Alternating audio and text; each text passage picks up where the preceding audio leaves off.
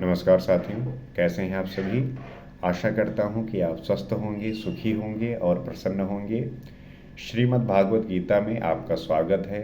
हम यहाँ पे समझ पा रहे हैं, जानने का प्रयास कर रहे हैं कि जो अर्जुन का भ्रम है, अर्जुन का जो शंका है और जो अपने अज्ञान के कारण अपने आप को बड़ा ज्ञानी समझ रहा है, उसके अज्ञान को श्री कृष्ण किस प्रकार से दूर कर रहे हैं, यही समझने का प्रयास कर रहे हैं। और हम भी अपने जो थोड़े बहुत ज्ञान है उसमें अहंकारित होते हैं। हमें लगता है कि हमें सब कुछ पता है, दरअसल हमें कुछ नहीं पता होता। हम बस सीख सकते हैं और शिष्य की बात जो है थोड़ा थोड़ा सीखते हुए अपने जीवन को सही दिशा में ले जा सकते हैं। तो इसी प्रयास के साथ आइए सीखते हैं और कुछ जानने का प्रयास करते हैं। क्लेब्यम माँ स्मगमा पार्थ नैतव्य उपपद्यते शूद्रम हृदय दौर्बल्यम त्यक्त्योत्तिष्ठ परंतप। अर्जुन नपुंसकता को मत प्राप्त हो। क्या अर्जुन नपुंसक था? क्या आप पुरुष हैं? नपुंसक वो है जो पौरुषहीन हो। तो श्री कृष्ण कह रहे हैं कि हे अर्जुन, तू नपुंसकता को मत प्राप्त हो।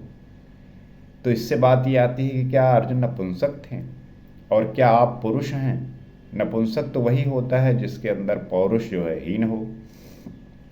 सब अपनी समझ से पुरुषार्थ ही तो करते हैं।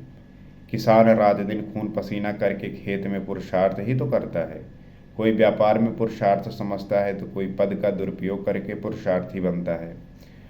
हर एक व्यक्ति जो है अपने आप को पुरुषार्थी समझता है। किसान जो है रात दिन खून पसीना करके जो है खेत में पुरुषार्थ को समझता है। व्यापार में जो है जो व्यापारी हैं वो अपने आप को पुरुषार्थी समझते हैं। जो दुरुपयोग करने वाले व्यक्ति हैं वो पद का दुरुपयोग करते हुए अपने आप को पुरुषार्थी समझते हैं।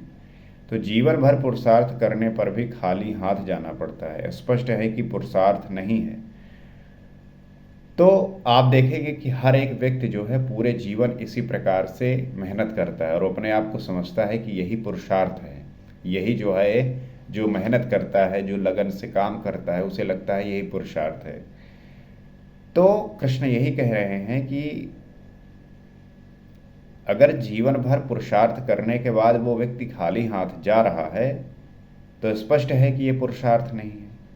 शुद्ध पुरुषार्थ क्या है? आत्मदर्शन। शुद्ध पुरुषार्थ क्या है? आत्मदर्शन। जब आपको अपनी जानकारी हो जाए, अपने आत्मा को आप जान ले, उसमें स्थिर हो जाए, उसे कहते हैं पुरुषार्थ। ये होनी चाहिए प्रक्रिया आपकी उस ईष्ट को जानने के लिए, उस ब्रह्म को जानने के लिए, तब पुरुषार्थ आपका सिद्ध होगा।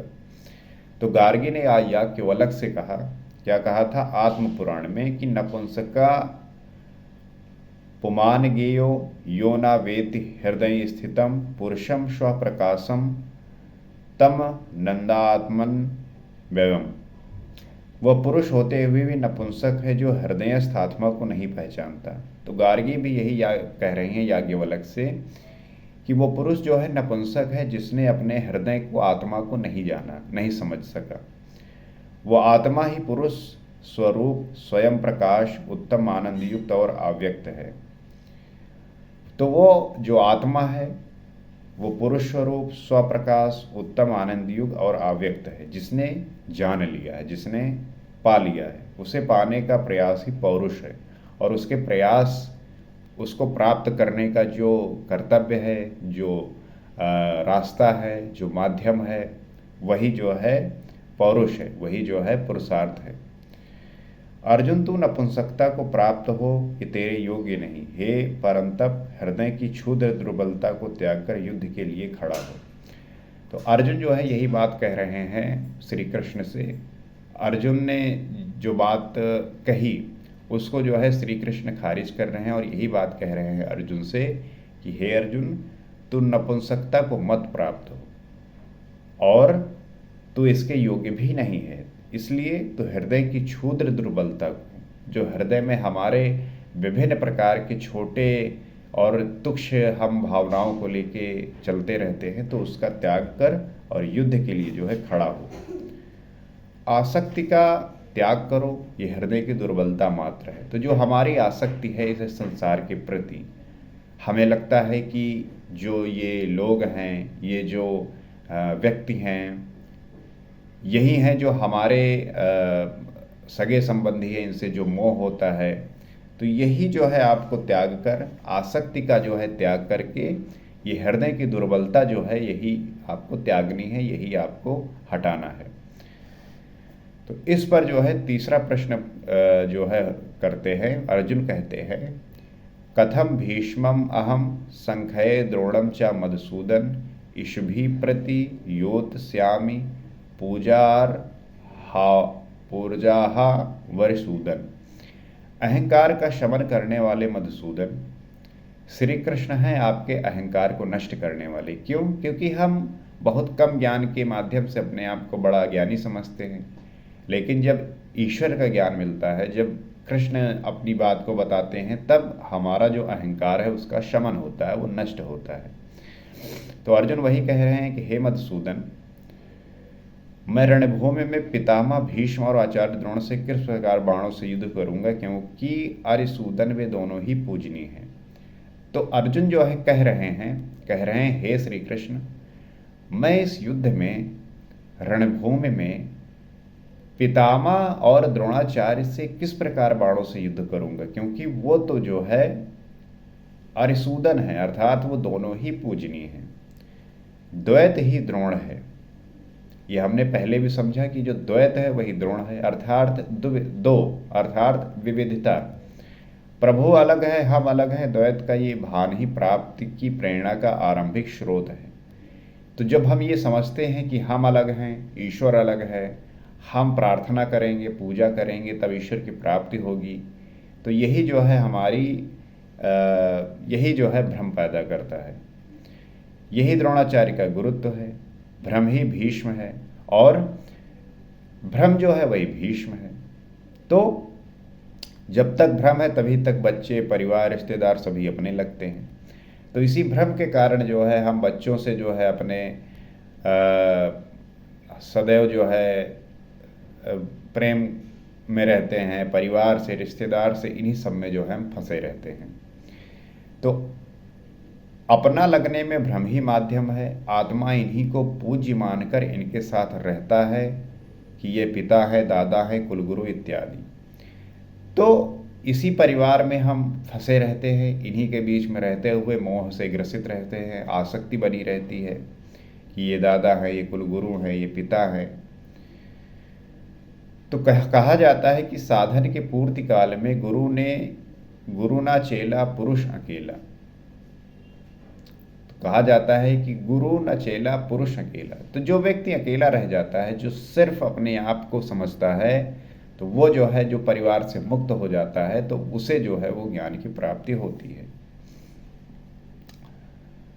आत्मशतक में कहते हैं, न बंधुर मित्रम गुरुर नैव शिष्या चिदानंद रूपा शिवो अहम शिवो अहम।